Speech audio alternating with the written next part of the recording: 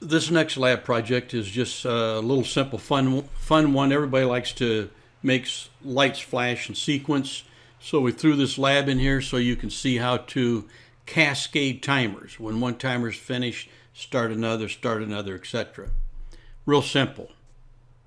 This project was pretty simple. I'm not going to go through and add and download and run in the exact same small steps that we did in the lab project. I'm going to do it in larger jumps. We have two timers cascaded together here, TON1 and TON2. And we're resetting the sequence between the two. When TON2 is done, this will go false and reset this timer, which will go false and reset this timer. So basically it's free running. We're going back and forth between these two timers, and then we're using this status or state of the Q bits from the two to control these two outputs. So let's start our simulator.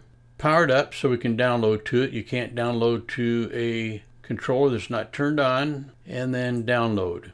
As you can see, this is a free running oscillator or free running sequence of timers. There is nothing to turn on or off here, it just runs. And notice that output 0 is on for 2 seconds and output 1 is on for 1 second. So output 0 follows the TON1 not done, and output 1 follows the TON1 done and TON2 not done. It just cycles back and forth. So if you look at output 0 and 1, if these were lights on a hardware trainer, you would have flashing lights. So now we're going to expand on this to give us some more flashing lights. So we'll save and go offline.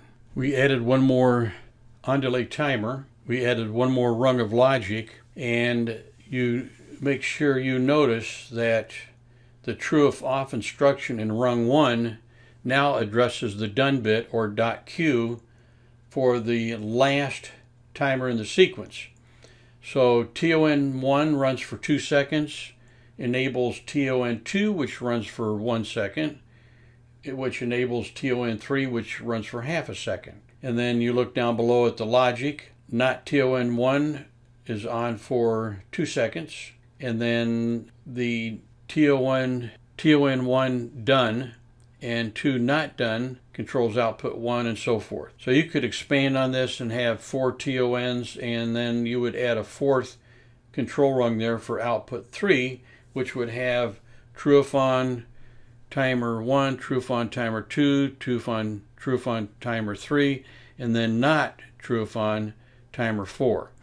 Now there's lots of other ways to flash lights, but no lab project manual would be complete unless you had something to flash some lights. If you look down at the bottom of the screen, you can see output 0, 1, and 2 cycling back and forth. If you wanted to, you could use one free running timer like TON_1 with a true if off right in front of it, TON_1.q, and that's the only timer you have.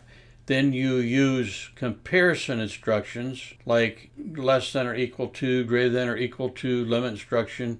Use comparison instructions to turn off lights during different sections of the accumulation from ET equals 0 to ET equals PT. And that's all there was to this lab. Well, it was really hard to squeeze a whole lot out of that lab project.